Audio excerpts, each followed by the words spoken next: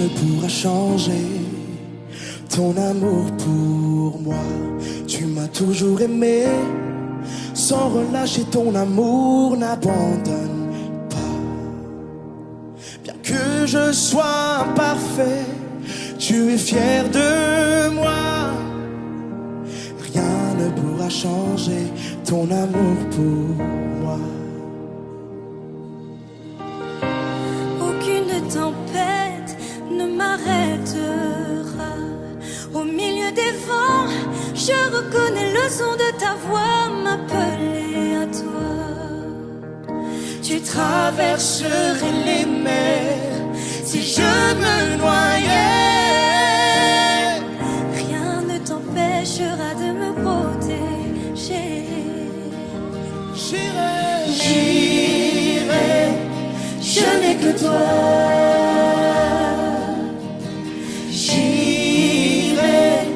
Je n'ai que toi. En toutes circonstances, je serai comblé car tu es. Serviteurs de Dieu, on vous rend grade et qualité. Peuple de Dieu, soyez bénis cet après-midi. Le Seigneur est avec nous. Quelqu'un le croit? Alors nous allons prier pour recommander ces moments d'enseignement entre les mains du Seigneur. Père, merci pour ces moments glorieux. Je voudrais te rendre de multiples actions de grâce et te bénir encore une fois de plus pour l'opportunité que tu nous accordes maintenant de nous tenir dans ta présence. Je te rends des actions de grâce et je te bénis, toi qui es fidèle, toi qui es le maître de toutes choses. Merci de nous remplir et merci de faire en sorte que la parole qui va être prêchée cet après-midi apporte la restauration, la délivrance, la joie, la paix à chacune de nos vies. Merci parce que tu es présent, que la grâce de l'esprit contenu dans la parole de Dieu fasse du bien à chacun de nous. Nous te bénissons, nous te louons, nous te rendons des multiples actions de grâce. C'est dans le nom de Jésus que nous avons prié. Ainsi, nous avons recommandé ce moment de la parole entre tes mains, Seigneur, que je diminue, que toi tu croisses au milieu de moi et que ta parole soit prêchée avec puissance. Merci pour ton amour, que l'honneur et la gloire te reviennent au nom de notre Seigneur Jésus-Christ. Amen. Amen. Acclamons le roi.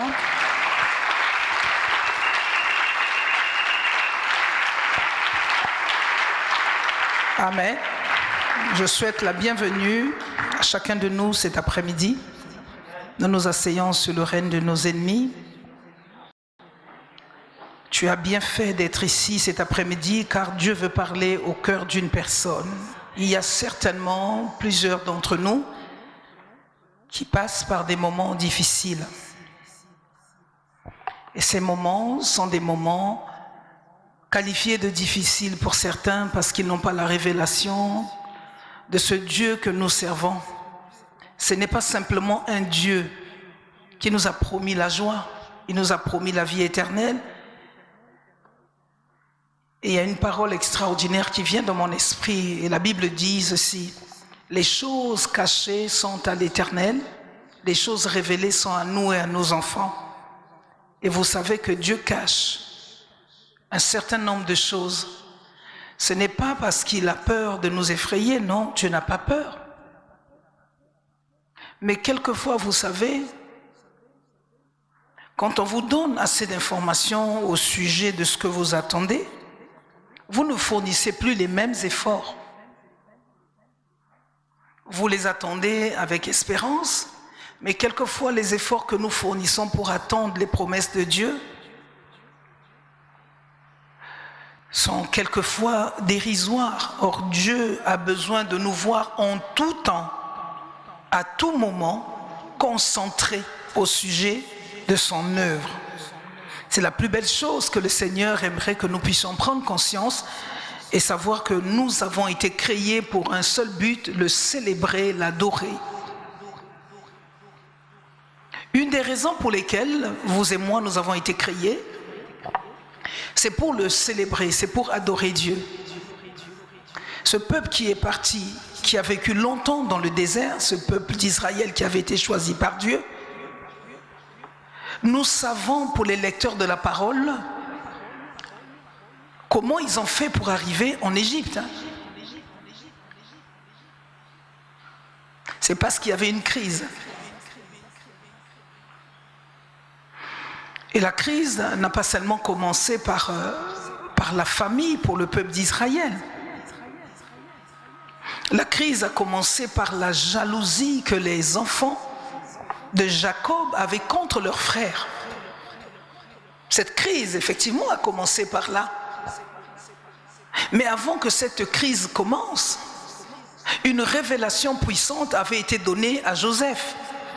On s'est toujours posé la question de savoir, mais comment ils sont arrivés en Égypte? Pour ceux qui lisent la parole de Dieu, c'est assez conséquent. Mais pour ceux qui ne connaissent pas la parole de Dieu, ils se posent la question, mais comment le peuple de Dieu, le peuple de la promesse est arrivé en Égypte? Il était une fois, mes amis, Dieu choisit les hommes comme il t'a choisi, comme il m'a choisi, comme il a choisi plusieurs personnes d'entre nous. Il dit dans sa parole, c'est pas vous qui m'avez choisi, mais c'est moi qui vous ai choisi. Ici, il est question de l'école de Dieu. Notre thème ici, nous continuons l'école de Dieu. Et le sous-thème que nous avons à développer, c'est les bénédictions du désert. Nous pouvons parler de ce thème pendant plusieurs mois. Pourquoi? Parce que c'est riche. Parce qu'en tant qu'enfant de Dieu, on ne peut pas sauter le désert. En tant que serviteur de Dieu, on ne peut pas faire fi du désert. Et en tant qu'homme et humain sur la terre, le désert fait partie de notre vie. Dieu ne nous a pas promis seulement la vie éternelle. Mais vous savez que quand on vit dans la société dans laquelle nous sommes, on doit être préparé à vivre une vie de difficulté. Dieu, qui est le professeur par excellence au travers de sa parole, nous enseigne. Quand nous ouvrons la parole de Dieu, Dieu ouvre sa bouche. Alléluia. C'est pour cette raison, il nous demande de considérer attentivement nos voix. Nous devons être en mesure de comprendre que nos voix, nous devons les considérer attentivement. Et nous devons suivre la voie du Seigneur.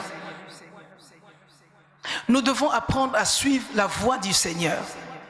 C'est quelquefois difficile pour ceux qui n'appréhendent pas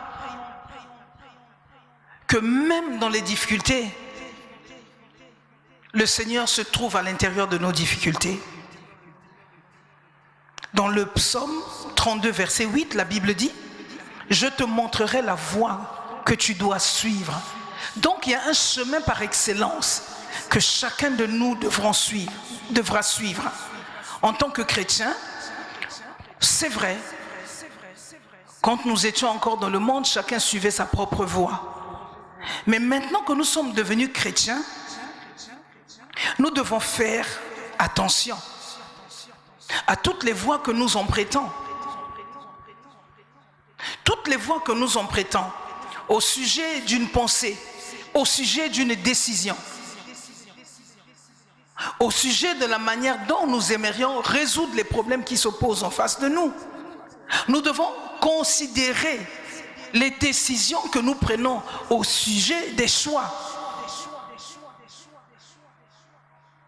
Samson avait pensé certainement que le choix qu'il avait fait au sujet des Delilah était un très bon choix. C'était une voie qui l'avait mené à choisir Delilah comme femme. Pour Samson, la voie paraissait droite. Mais l'issue de cette voie était la mort. La mort de son ministère. Quelquefois quand Dieu nous appelle, la sémence qu'il met au milieu de nous peut commencer par la douleur. Quelqu'un peut me dire amen? La sémence que Dieu dépose au milieu de nous pour le ministère peut commencer à se manifester par la douleur. La douleur fait partie de la vie que nous avons choisie avec le Seigneur. Alléluia. Quels que soient les projets que Dieu aura pour toi et moi, quelles que soient les promesses que Dieu aura pour toi et moi, la douleur fera partie des promesses que le Seigneur nous a données. Si nous parlons des bénédictions dans le désert, c'est parce que Dieu veut édifier un chrétien. Dieu a choisi pour nous une place. Jésus a dit dans sa parole, je m'en vais auprès du Père, vous préparez une place. Mais avant que la place ne soit préparée, Jésus a connu la honte. Jésus a connu le chemin du désert. Jésus a connu l'humiliation. Nous pouvons considérer ça aussi comme étant les voies par excellence que le Seigneur a utilisées, que Dieu le Père, notre Créateur, a utilisées pour que Jésus puisse être élevé, que son nom soit élevé au-dessus de tous les noms. Après donc ce désert que Jésus a vécu, le désert de la honte, de roi qu'il était, il est devenu comme un brigand. C'était pour chercher la place de la distinction. C'était pour chercher la place de l'élévation. C'était pour chercher la place où la couronne l'attendait. Toutes les couronnes que nous sommes en train de chercher dans la voie du Seigneur nous emmènera toujours par un chemin d'excellence qui est le chemin du désert. Il n'y a aucune victoire, il n'y a aucune élévation qui peut se faire dans la vie en tant que chrétien sans passer par les chemins. On appelle ça les voies détournées. Quelqu'un peut me dire amen? Il y a des voies détournées que Dieu va utiliser qui sont considérées comme étant des voies par excellence dans lesquelles le langage de Dieu peut se manifester dans une de nos vies. Alléluia. Alléluia. Certains vont me dire que Dieu est amour. Oui, ça ne veut pas dire que s'il est amour, il doit tout faire pour nous faire plaisir. Il y a des choses qui vont nous étonner. La spécialité de Dieu, c'est l'étonnement. Dieu a une spécialité, c'est de nous étonner. Si on a la maîtrise des choses de Dieu, ça veut dire que Dieu n'est plus Dieu. Il est toujours un sujet d'étonnement. Dieu nous étonnera toujours. Quelles que soient les promesses qu'il va te donner, il ne te dira pas comment ces choses vont s'accomplir. Il te donne des promesses, mais il ne te donne pas la formule de l'accomplissement de ces promesses. Comment ces promesses vont s'accomplir? Il ne te les donnera jamais. Et il y a des choses qu'il cache. Qu'est-ce que dit la Bible? La gloire de Dieu, c'est de... Alléluia. La gloire de Dieu, c'est de... Donc, la gloire que nous cherchons est cachée. La gloire de Dieu, c'est de cacher les choses. Et celle des hommes, c'est de sonder. Donc, si vous voulez chercher la gloire, elle est cachée dans le désert. Si vous voulez chercher l'élévation, elle est cachée dans le désert. Si vous voulez chercher la puissance, c'est caché dans les zones désertiques. C'est dans le désert où l'homme doit s'habituer aux choses difficiles. C'est dans le désert où l'Éternel parle face à face avec l'homme. C'est dans le désert où les choses les plus insolites concernant les mystères de Dieu se trouvent. Donc un homme qui veut grandir, un homme qui veut aller loin dans l'appel au ministère, dans la vie avec le Christ, doit se préparer à rentrer dans les zones désertiques, doit se préparer à rentrer dans les zones rocailleuses, doit se préparer à être coupé du monde, doit se préparer à vivre le rejet, doit se préparer à vivre l'humiliation, doit se préparer à être rejeté des hommes. Le rejet aussi peut symboliser aussi ce désert. Au moment où tu t'attends que les siens peuvent t'aider, au moment où tu t'attends que ce projet-là est un projet extraordinaire, tu as passé du temps à expertiser ce projet. C'est au moment où Dieu te dit, je suis d'accord avec ce projet, mais avant que ce projet ne s'accomplisse, voici ce que tu devras faire. Et il nous arrive justement quand Dieu commence à nous emmener, il y a deux faces, il y a la face A et la face B. Quand Dieu commence à nous emmener dans le chemin de la phase de la puissance, dans la phase de l'accomplissement de la promesse de la parole de Dieu, c'est au moment où le désert s'approche de nous. Aucune prophétie de Dieu ne s'est jamais accomplie dans la vie d'un homme sans que cette personne ne passe par le désert. Les plus belles choses que Dieu donne à un homme, c'est de permettre à un homme de marcher. Quand un homme commence à marcher, c'est qu'il est en train de chercher les voies du Seigneur. Les voies du Seigneur sont insondables. Le désert nous emmène à la rencontre de Dieu. Le Dieu puissant, on ne le rencontre pas dans la joie. Le Dieu le plus puissant, on le rencontre dans les zones désertiques. Vous voulez parler de Dieu? Vous voulez parler de ce Dieu qui est puissant? Vous voulez parler d'un Dieu élevé? Vous voulez parler d'un Dieu qui abaisse les ennemis?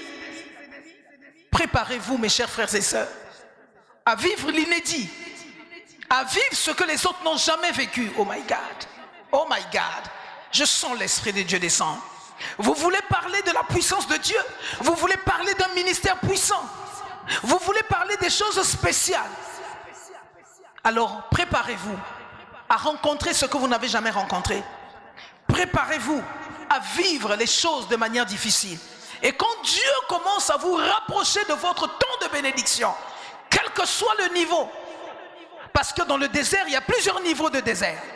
En fonction de la promesse que Dieu vous a donnée, en fonction de ce que vous attendez, le désert présente plusieurs niveaux. Jésus a été élevé. Son nom a été souverainement élevé.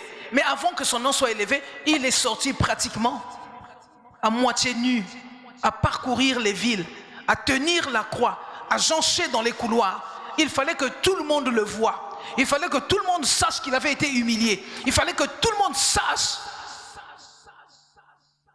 qu'il avait quelque chose à accomplir. Dieu n'est pas notre ami. Dieu nous amène dans la voie du désert pour dépouiller ce que nous avons amassé dans le monde. Dieu ne veut pas que quelqu'un s'approprie. Dieu, notre Créateur, ne veut pas que quelqu'un s'approprie de sa gloire. Dieu ne désire pas que quelqu'un s'approprie de ce qu'il a fait lui-même. Qu'est-ce qu'il va faire? Il va nous mettre à part. Il va nous séparer des personnes que nous aimons, des enfants que nous soyons, des choses que nous avons toujours eu l'habitude d'avoir la maîtrise. Mais Dieu va nous emmener dans le désert parce que c'est une voie par excellence qui va nous amener à comprendre les voies de Dieu. Le désert est quelque chose que nous devons apprendre à supporter, à décortiquer, à comprendre. Nous devons avoir un regard de révélation vis-à-vis des périodes les plus troublantes de notre vie. Les périodes les plus troublantes de nos vies ne doivent jamais être considérées comme des périodes normales. Je suis désolé, je suis obligé de dire à chacun de nous que nous n'avons pas les mêmes problèmes. Je suis désolé, nous n'avons pas les mêmes problèmes.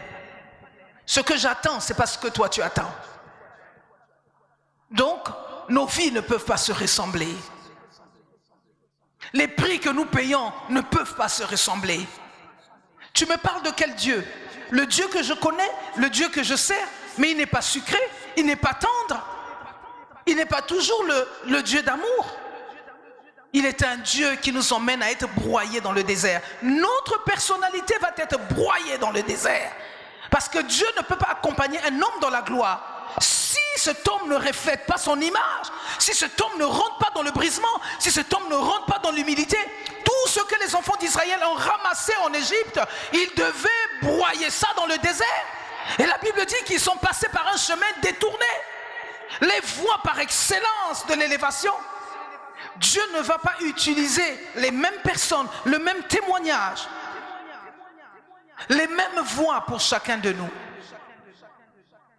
Est-ce qu'on peut se poser la question de savoir quel a été le désert qui a été le plus dur dans ta vie et dans la mienne? Je ne sais pas si tu as déjà fait la prison comme moi.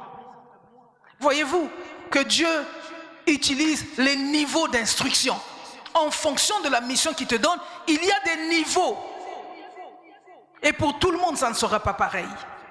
Moi, j'ai connu la prison, pas au Congo, mais j'ai connu la prison en Afrique du Sud. Mais Dieu m'avait emmené dans cette prison en Afrique du Sud, c'était pour comprendre un certain nombre de choses. Voyez-vous, Dieu utilisera des voies détournées pour vous emmener à comprendre la vision qu'il a pour vous.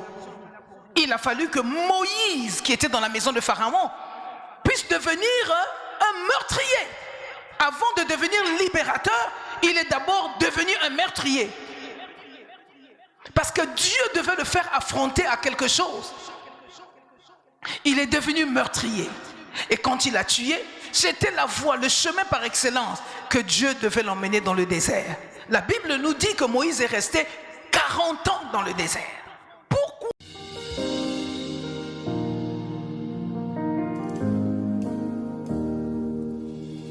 Rien ne pourra changer ton amour pour moi. Tu m'as toujours aimé, sans relâcher ton amour n'abandonne pas. Bien que je sois imparfait, tu es fier de moi. Rien ne pourra changer ton amour pour moi. Aucune tempête ne m'arrêtera. Au milieu des vents, je reconnais le son de ta voix m'appeler à toi. Tu traverserais les mers si je me noyais. Rien ne t'empêchera de me protéger. J'irai, je n'ai que toi.